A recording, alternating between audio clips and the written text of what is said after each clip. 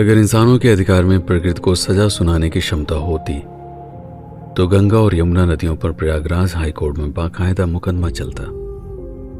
इस गुनाह के लिए कि आखिर क्यों हर साल तुम्हारी वजह से लाखों लोगों को अपना घर छोड़कर जाना पड़ता है। पर इस मुकदमे का फैसला क्या होता, सजा किसे होती?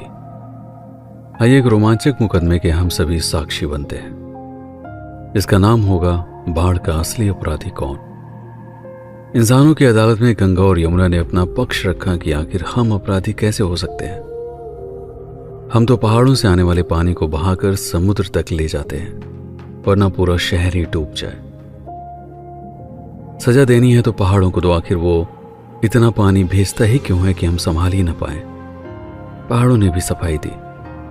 हम तो पत्थरों से बने हैं, हमारा पानी से क्या लेना देना।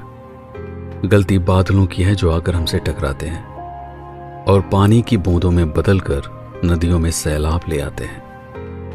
बादलों ने सीधे कह दिया कि हमें तो समुद्र बनाता है, वरना जरूरत ही क्या है पहाड़ों से सिर टकराने की। समुद्र ने आरोप सूरज पर डाल दिया। सूरज की गर्मी से खुद को बचाने के लिए मुझे अपनी सतह से भाप उड़ाना पड़ता है। अगर मैं ऐसा ना करूं तो मेरा पूरा शरीर ही खौलने लगे। सूरज ने भी काफी सोचने के बाद अपना पक्ष रखा। सारी गलती हाइड्रोजन की है। ना हाइड्रोजन आपस में जुड़कर हीलियम बनाता, न उससे रेडिएशन निकलता और न ही वो पृथ्वी पर पहुंचकर समुद्र को गर्म करता। सबने अपना पल्ला झाड़ लिया और हाइड्रोजन फंस गया। उसे सूझ ही नहीं रहा था कि वो क्या कहे। उसने इंटरनेट पर काफी सर्च किया और तब अपना पक्ष रखा। मिलॉर्ड, आपके ही एक साइंटिस्ट जॉर्ज लेमेट्रे ने यह कहा है कि 13.7 अरब साल पहले बिग बैंग हुआ था, जिसके बाद मेरा जन्म हुआ और उसी के साथ ही मुझे यह गुण प्राप्त हुआ कि मैं आपस में जुड़कर हीलियम बना सकता हूं। तो सारी गलती बिग बैंग की है। सजा सुनानी है तो बिग बैंग को सुनाइए। हाई कोर्ट में बैठी 6 जजों की विशेष बेंच दुविधा में थी, क्योंकि अभी तक यह सिद्ध होना बाकी था कि क्या सच में बिग बैंग हुआ था। जजों ने इस दलील को सिरे से खारिज कर दिया और हाइड्रोजन पर हीलियम बनाने का प्रतिबंध लगा दिया गया। सिर्फ एक दिन में ही इसका असर दिखाई देने लगा। आसमान साफ हो गया, बादल धीरे धीरे गायब होने लगे। सिर्फ 15 दिन में ही नदियों का पानी घट गया। इंसान वापस नदियों के किनारे रहने के लिए आ गए, लेकिन सूरज की चमक धीरे धीरे कम होने लगी। हर दिन ठंड इतनी ज्यादा बढ़ने लगी कि चारों तरफ घना कोहरा छाने लगा। सिर्फ 1 महीने में ही नदियों का पानी सूख गया। जो पानी बचा था वो बर्फ में बदल गया। नदियों पर बिजली बनाने वाले बांध अब किसी काम के नहीं थे। ठंड लगातार इतनी ज्यादा बढ़ रही थी कि पेट्रोल और डीजल टैंकरों में ही जम चुके थे। पूरा शहर जैसे थम सा गया था। सड़कें वीरान हो चली थी। सूरज धीरे धीरे चांद जैसा दिखने लगा था और चांद पता नहीं कहां चला गया। सूरज के पास अब इतना प्रकाश ही नहीं था कि चांद को रोशन कर सके। दिन और रात में अब कोई अंतर नहीं जान पड़ता था।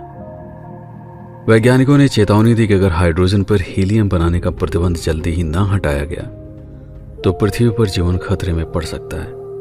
सारे पेड़ सूख जाएंगे, खेती नहीं हो पाएगी और बिना अनाज के इंसान भला कितने दिन तक जिंदा रहेंगे। केस सुप्रीम कोर्ट तक गया।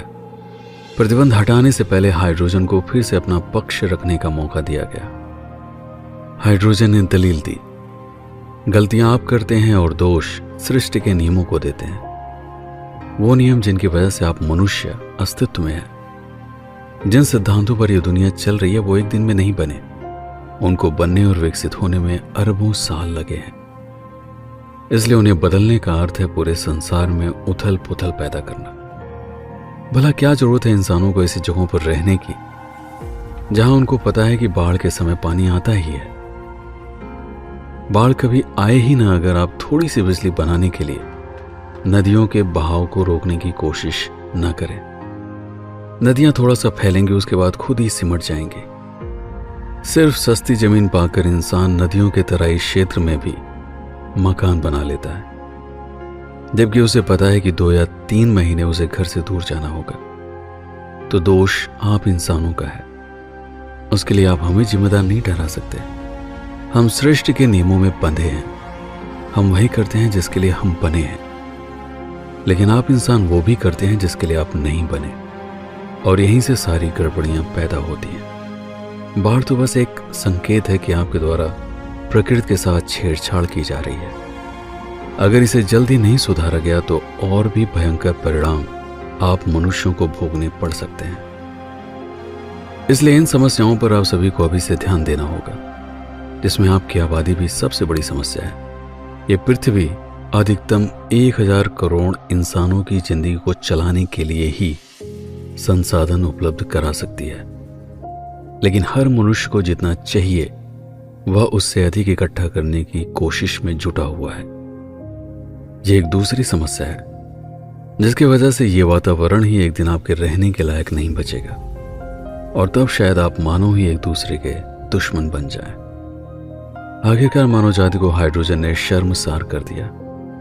सुप्रीम कोर्ट ने माफी मांगते हुए हाइड्रोजन को ससम्मान बरी किया और हीलियम बनाने का प्रतिबंध हटा लिया।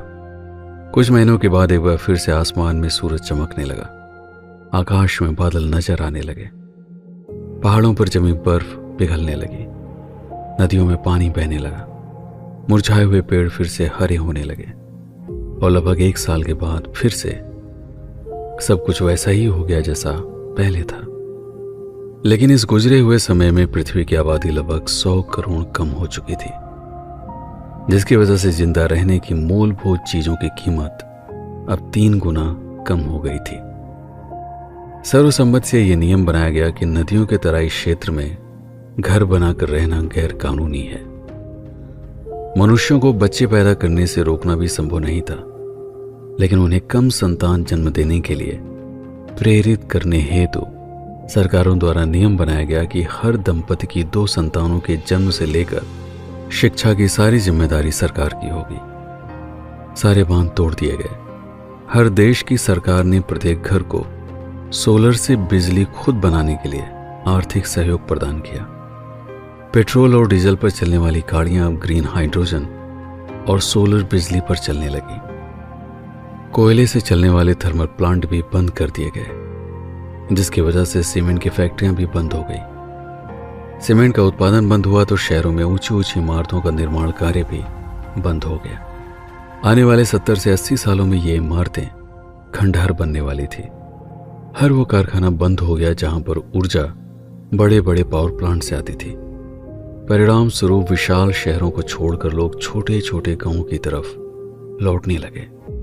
मनुष्य वो प्राणी है जो किसी चीज को चरम तक भोगने के बाद ही खुद में बदलाव लाता है।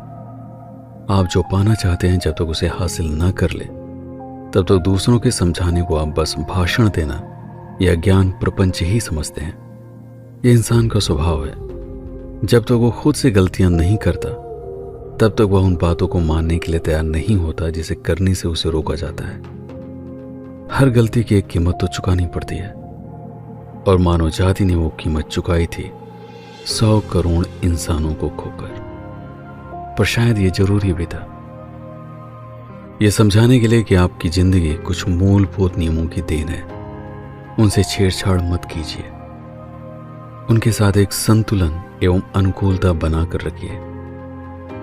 कमेंट में ये जरूर लिखिएगा कि इस बाढ़ का असली अपराधी आपके दृष्टिकोण से कौन है।